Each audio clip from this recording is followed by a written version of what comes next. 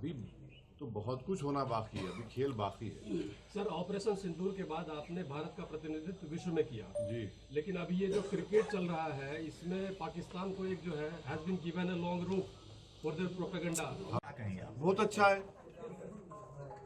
आपका नाम क्या है सर? स्मिथ। हाँ, स्मिथ नाम होगा मेरा। आई लव स्मिथ में करूंगा। इसमें कौन सा एंटी नेशनल बात है?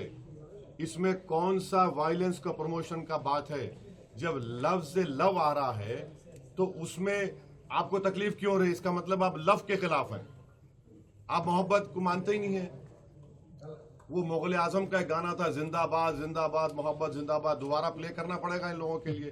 देखिए, एक बात प्लीज समझिए, आर्टिकल 25 संविधान में क्या, फ्रीडम ऑफ रिलीजन। अगर मैं जिसमें मुझे मोहब्बत है, और मुसलमान उस वक्त तक मुसलमान नहीं होता जब तक कि वो प्रॉफेट मोहम्मद को अल्लाह का आखिरी नबी रसूल ना माने, और उस वक्त तक उसका ईमान मुकम्मल नहीं होता जब तक कि वो दुनिया में तमाम चीज़ ज़्यादा प्रॉफेट मोहम्मद को चाहे। ये संघ परिवार और आरएसएस बीजेपी के लोग कभी सोच भी रहे हैं कि भारत में 18-19 करोड़ मुसलमान रहते हैं, जो सब कॉन्टिनेंट हो या एशिया में सबसे ज्यादा यहां पर रहते हैं। आप क्या मैसेज दे रहे हैं दुनिया को? क्यों ऐसा कर रहे हैं भारत के बारे में आप लोग? अरे सोचो थोड़ी देर के लिए। लव की बात हो रही है और उत्तर प्रदेश में एडीजीपी साहब कह रहे हैं कि नहीं, हमारी सरकार ने कहा कि नया पोस्टर नहीं लगेगा। Happy birthday prime minister allowed होगा, happy birthday chief minister allowed होगा।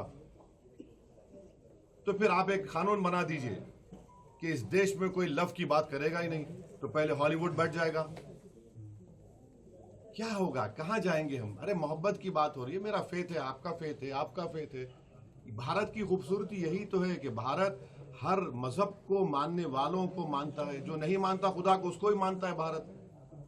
तो ये तो अजीब है कि ये लव के खिलाफ है ये लोग।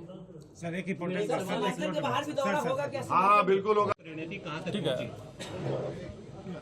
देखिए, उसका बैकग्राउंड ये है कि बिहार के जो अपॉलिटिकल कई लोग हैं जो ये गलत फहमी का शिकार थे कि असदुद्दीन ओवैसी अलायंस नहीं चाहता है। पर्सनली मुझ पर एलिगेशन लगाया गया, तो हमने अख्तर भाई से कहा कि ये लोग ऐसा कह रहे हैं तो आप उनसे ही लिखवा लीजिए, क्या लिख कर देना। तो बोले कि आप लेटर लिख दीजिए। बोले ठीक है, लिखते हैं लालू जी को। फिर उसके बाद लेटर लिख दिए। फिर बाद में उनके फर्जन ने कहा कि हमको नहीं मिला। हमको ताज्जुब हुआ कि उनके पार्टी के फाउंडर वो हैं।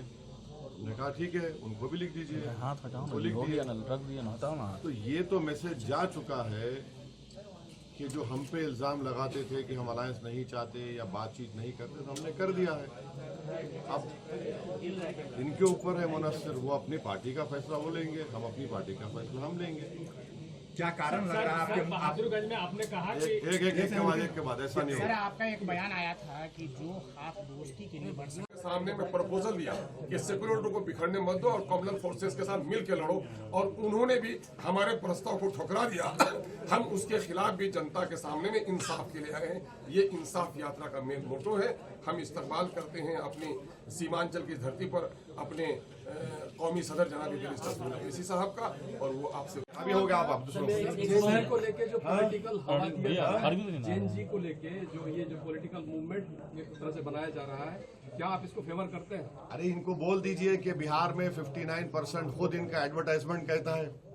58% वोटर बिहार में 25 साल से कम उम्र का है। उनको बोलिए, इनको इनके बारे में हिम्मत है, बोलो। चाहे मोदी जी बोले, नीतीश कुमार बोले कि जनरेशन जी हमको ऐसा कर रहा है, तो फिर बिहार में 58% वोटर 25 साल से कम उम्र का है।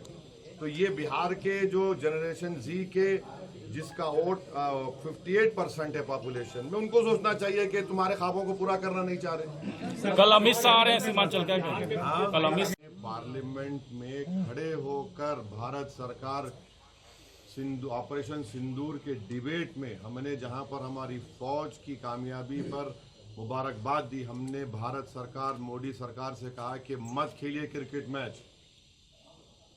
ठहरिए, क्यों मत खेलिए?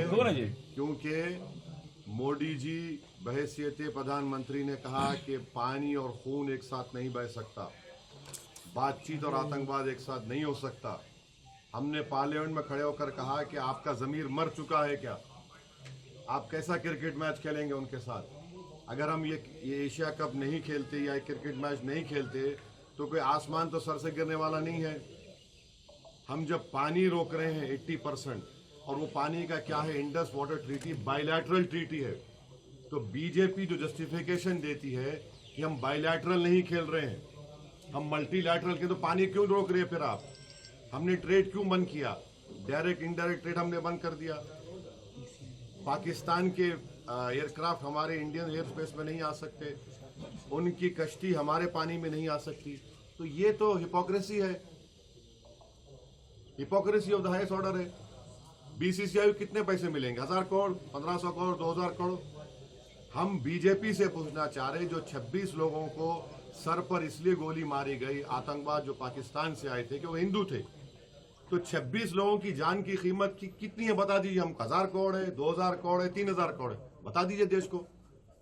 सर, सीमांचल में मुसलमानों के साथ और भी जो अकलियती तबका उसके साथ हमेशा नाइंसाफी होती रही है। घुसपैठी आपने रोके थे, बीएसएफ आपके पास है, आप होम मिनिस्टर हैं 11 साल से। अगर यहाँ पर डेमोग्राफिक चेंज हो रहा है, आप क्या कर रहे थे उसके लिए? ये तो आपकी नाकामी का आप सबूत दे रहे हैं। और वो जो बांग्लादेश से भागकर आकर बैठी है, बराए मेहरबानी उसको सीमांचल को ला लें। वो खुद बॉर्डर का रास्ता हम दिखा देते हैं, वहां ले जाके छोड़ दें उसको पहले बाहर करें। आप वो क्यों रही है दिल्ली में? लास्ट सवाल हम पूछेंगे सर। नहीं, आप फर्स्ट पूछेंगे। नहीं, काउंसिल को लेकर क्या राय है? बराबर होना चाहिए। आर्टिकल 370, हमने तो प्राइवेट मेंबर्स बिल डाला था पार्लियामेंट में, वो अगर आएगा तो सीमांचल का डेवलपमेंट क्या प्रायोरिटी क्या होगी, वो काउंसिल डिसाइड करेगा। क्या यहाँ पर आपका मखना का क्या रेट मिल रहा है बताइए? यहाँ पर मकाई का मामला क्या रेट मिल रहा है बताइए? एम्स क्यों नहीं आता यहाँ पर? गाया में जो इंडस्ट्रियल पॉलिसी यहाँ पर क्यों नहीं आती? एक बेंच खोलिए हाई कोर्ट का यहाँ पर। यहाँ तो दिल्ली से फ्लाइट, अरे एक बिल्कुल नहीं है, अहमदाबाद की हो गई। अब ये बताइए कि एएमयू का एक छोटा सा दो कोर्सेज का, उसको भी आप बंद करना चाहते हैं। पानी आता है, जमीन कट जाती है। हम खुद चश्मदीद गवाह हैं, हम देख चुके हैं। अख्तर भाई साहब जाके रिलीफ बांटे थे एक बार। पुल नहीं है, पुल बनता है तो नदी में धंस जाता है।